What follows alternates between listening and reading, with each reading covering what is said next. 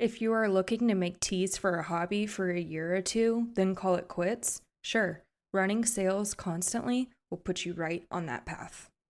You're listening to Turn Down the Hustle, the podcast dedicated to transforming how you run your creative online t-shirt business by working smarter, not harder, so you can spend more time with your why, people, and passions that matter most in your life.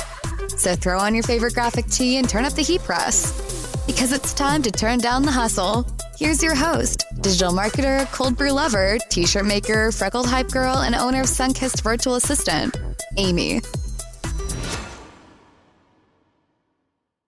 Why do you feel so guilty asking your audience to pay full price for your items? It almost feels as though they are doing you a favor by placing an order with your small business. Assuming you do list your product for full price, it may feel like no one will shop your items, despite the fact they do shop those items and probably even for a higher price at local boutiques down the road. I have been where you are. I remember starting out and I was willing to do just about anything to make sure I didn't lose a sale. If they wanted discounts for multiple teas, it was a no-brainer for me. When someone would ask if I could make something, I would kind of just make up a price on the fly, something low enough I hoped that they had agreed to. I was willing to do nearly anything to get my business off the ground. Now, let's be real for a second. When you're first starting out and you're trying to convince people that you have a product worth buying, or you are trying to gather your customer base and you're starting with friends and family, yeah, you're probably going to be giving away a few products for free or a lower price. And eventually, over time, you're going to start to build confidence in your product. And you're going to realize that you do have a product worth selling to strangers and that they should buy, and it's a quality product. In this episode, I'm talking to those of you that do have an established business, you are starting to sell, but maybe business has slowed down, so you've kind of resorted to just throwing sales. Like you're only ever trying to think about the next thing you could put on sale, or maybe you've even said that your customers only shop when you do have a sale. If you feel like I'm looking at you right now, it's because I am. But the good news is that you are not alone. I've been where you are. I know what it feels like to start to feel like your business is only bringing in sales whenever you are throwing a sale. And also, there are others going through the same thing as you right now. But we must work to shift our mindsets so we don't need to run sales to sell products all of the time. There are 5 reasons why always running sales is actually hurting your business. You may not have ever thought of it like that. Like, what do you mean running sales is hurting my business? When I run a sale, I make money. Well, like I mentioned, there are 5 reasons why it's actually hurting your business. Let's get into them. Number 1, you're devaluing your brand and the brand next door. So it's not just about how you're affecting your business, but when you are only running sales, you're actually affecting the business next door too. Your price point is how you communicate what your product is worth. By continually lowering the price or keeping the prices lower, you are reinforcing the true value of your product. And you might be thinking, well, no, that's not the value of my product. Well, that's not what you're communicating to your audience. And then when you attempt to sell it at full price, it will look like your prices are now inflated, leading to maybe less individuals willing to shop full price. So think about it.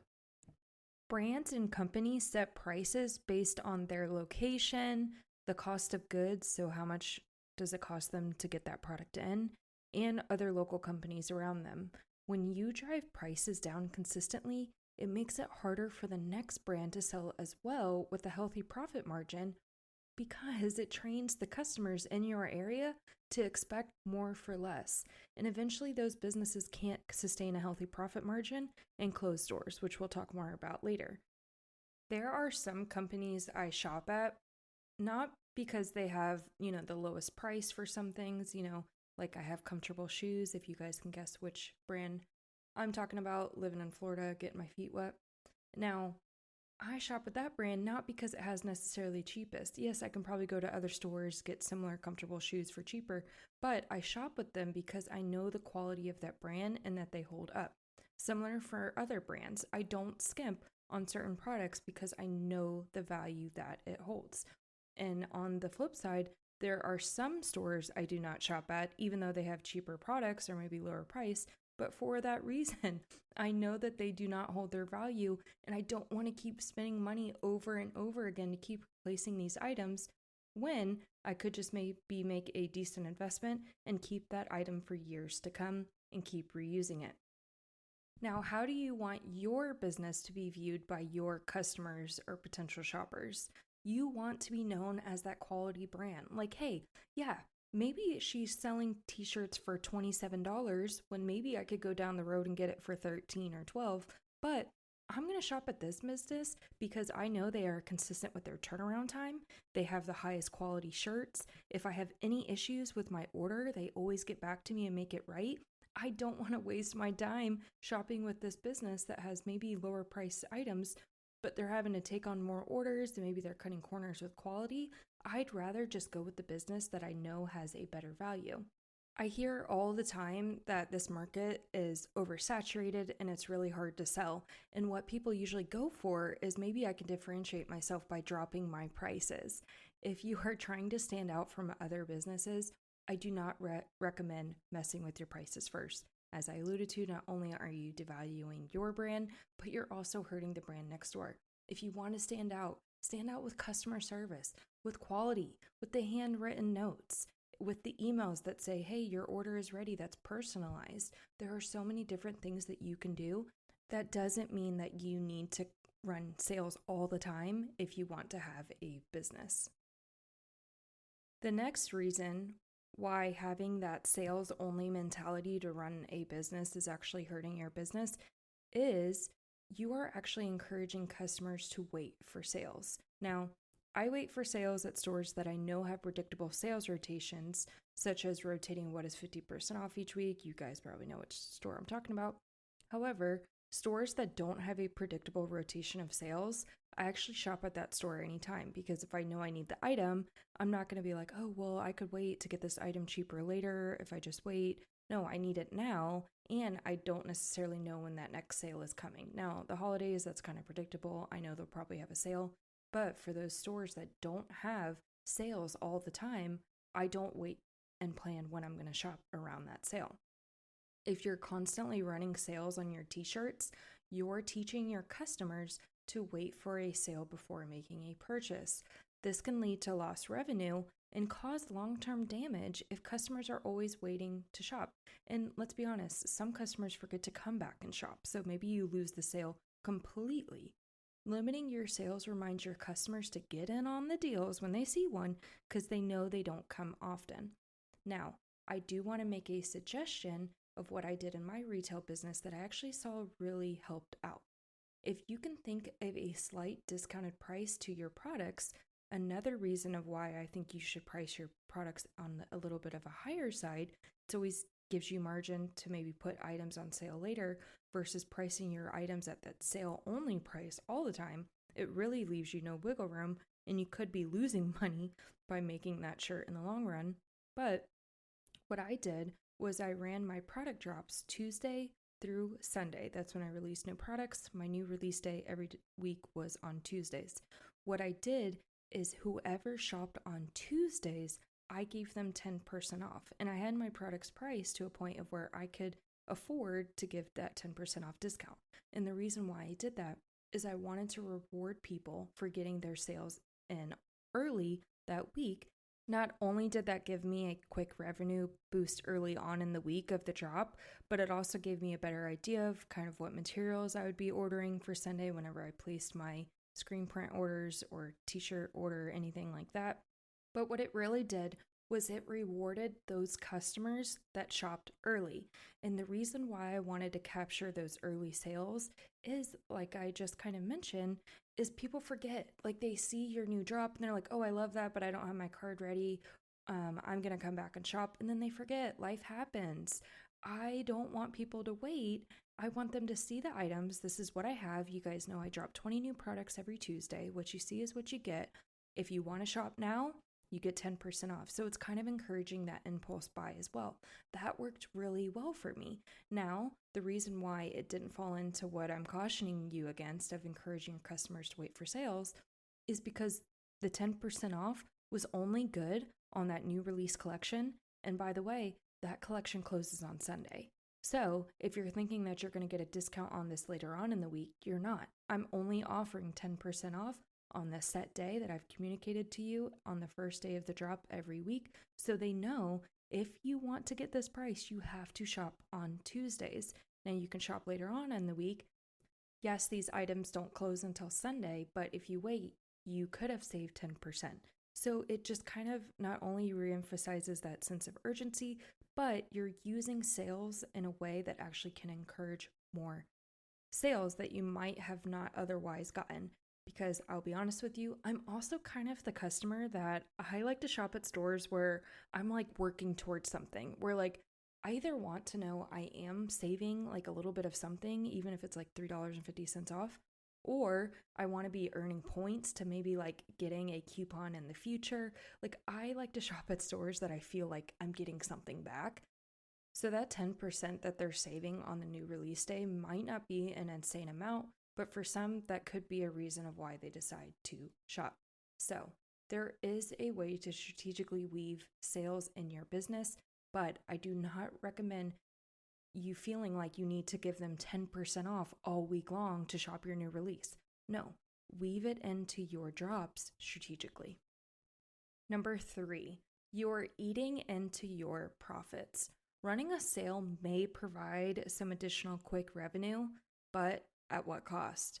Selling a screen printed tee for $7 will provide roughly $6.50 in gross sales. So think about after your transaction fees if you have a website. But what about your net sales? You did not make $6.50. You're not putting $6.50 into your pocket. How much did that tee cost you? How much did that print cost you? After balancing your books, you'll actually realize you maybe made nothing from all of that work you did. The time it took you to find the mock-up, list the mock-up on your website, come up with, a listing description, post it on social media, share it, and then you got the sale. You made nothing. Like you could have been better off just never stocking up on that inventory and never making the shirt in the first place. Or let's assume you didn't even have it in stock. You actually had to go through the trouble of placing that order for that screen print. Oh, by the way, that screen print was out of stock. So then you had to go back and forth with the customer to say, hey, sorry, I'm going to be delayed. Or, hey, that color wasn't in stock at your shirt supplier. Like selling shirts at a lower price is not always worth your energy and your time. You may end up left with the same amount of money in your business bank account had you never even took on that order.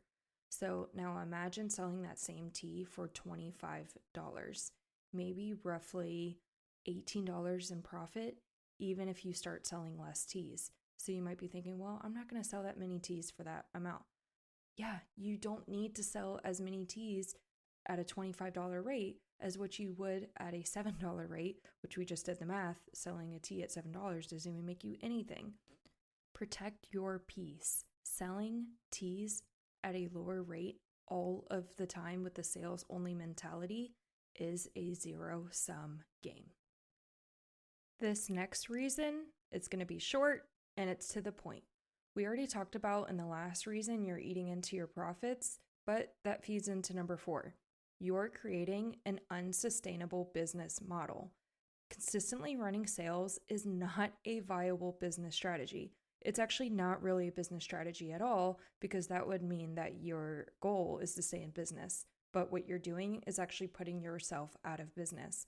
When calculating profit margin, creators often only account for the raw materials when pricing their products. So you usually have probably heard the rule of thumb, like materials times 2 will give you your price. No. Think about your operating cost. How are you paying for your website? How are you paying for your email service provider? Which if you don't have one, I recommend you starting an email list. God forbid you lose your social media account. Who's paying for your Canva subscription? Those are real costs that need to be covered by your generated income as well. If you are looking to make tees for a hobby for a year or two, then call it quits, sure, running sales constantly will put you right on that path. Moving on to the last reason, number 5, you're creating unnecessary stress. Running a handmade business is not as simple as posting a product on your website and the floodgates of orders open. We all wish. Inevitably, customers have questions about sizing, color, or prints that require an amount of customer service to close the deal. The time spent answering customer service inquiries along with ordering supplies in the long run may not be worth your time for a buck or two. So think about it. It's not just as simple as, oh, I'm just going to throw this sale up here and then I'm just going to make all this money. No, it takes time and effort to convert those sales afterwards. Brainstorming sales, putting together the events, and outline takes time. If you are only relying on those fun sales events to sell, that will take a lot of effort and, quite frankly, is unnecessary effort. Creating a standard weekly drop routine that takes the guesswork out of the equation is what I recommend. Weekly drops keep your audience guessing without trying to track down what day is the next sale.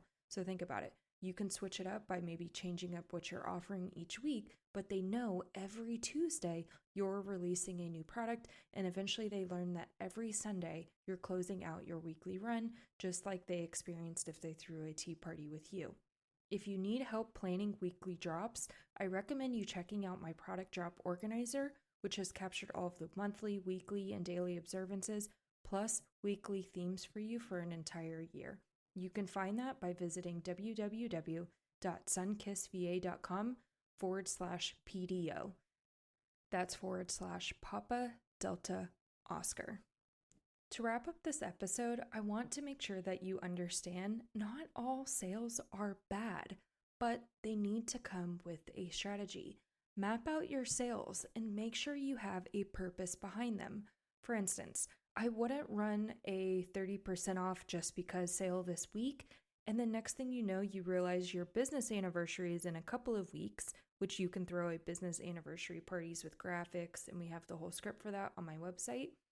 And then you're thinking, well, shoot, I just threw a 30% off sale a couple weeks ago, so that means I must have to up this party to make it even a bigger deal. So now I'm going to have to throw a 40% off party. No, let's save maybe that 20% off week-long sale for those big events such as that. Also, not all holidays require a sale from your business. Grab the product drop organizer, sit down, and plan out when you want to run the sales throughout the year, and also make sure that they are separated, especially around the holiday time where you start to have Thanksgiving, Black Friday, Small Business Saturday, Christmas sales, New Year sales. Think about it. You don't need to have a sale for every holiday, and maybe if you do want to run a sale for every holiday, you want to make sure you are strategizing when you want to have your biggest sale so you're not conflicting the two when you do run them. Now, if you've gotten to the end of this episode and your stomach is feeling in a few knots or sick because you do feel like your prices are too low right now, you know what the good news is that you can raise them. You can raise them as soon as tomorrow or next week, or make a plan for next month. And I get the question quite a lot, should I maybe make a post and announce that I'm raising my prices and the reasons why? You know what's best for your business. You know your audience. If you feel like you want to explain that to them, you can, but you don't owe anybody an explanation. And if you feel like, well, I don't want them to be surprised next time they go to order and they don't know my prices have raised, you know what you can do is you can go on your website, raise your prices, and if you're worried about your customers not being notified, they'll be notified when they go to on your website. It's not like they're adding all of these items to the cart and they're not finding the price until they go to checkout, or maybe they're swiping their card and then finding out how much they paid. No, they'll see it right when they visit your website. And if you want to incorporate a strategic sale, so get the pen and paper right now because let's talk some strategy here. There's a way where you can implement maybe a strategic sale before you up your prices. Now, what you can do is if you want to announce it to your customers and say, hey, I'm going to be raising my prices. These items are on sale before I raise prices on this date. I just wanted to make sure you have advance notice. What you can do is go through your closet, like we talked about in episode number 1, find all of those items you have in stock, all of those stocked up screen prints, all of the tees you already have in stock. Let's put those items on sale, right? let's get rid of that stuff because it's inventory right now until it turns into COGS, which is cost of goods sold. So what we can do is if you do want to offer maybe a sale, you can use what you already have in inventory. So to the customers, they are getting a deal. And also for you, you're having your customers help you move that inventory out. Subtle changes compound into big profit shifts in your business. It's time to break the sales only mentality to grow your business. It's time to level up your mindset. If you were doubting that your product wasn't worth the price that you know you want to sell it at, I am giving you the permission you didn't need today to make that change. If you are ready to break the sales mentality only today, I want you to join the Facebook group in the show notes below if you're not already there, or if you are already in the group, I want you to make a post, share it for accountability, and we're ready to cheer you on. You are worth more, and so is your business. It's time to wrap up another incredible episode of Turn Down the Hustle. I hope you've enjoyed today's episode and found some valuable insights to fuel your journey. Don't forget to visit sunkissva.com/podcast to access the show notes for this episode. You'll find all the links mentioned in today's discussion, along with actionable tips and resources to help you implement what we've discussed. Lastly, make sure to hit that follow button so you never miss another episode. I'll be here cheering you on and sharing more inspiration and strategies to help you turn down the hustle and work smarter, not harder. I'm so honored to be a part of your journey. Until next time.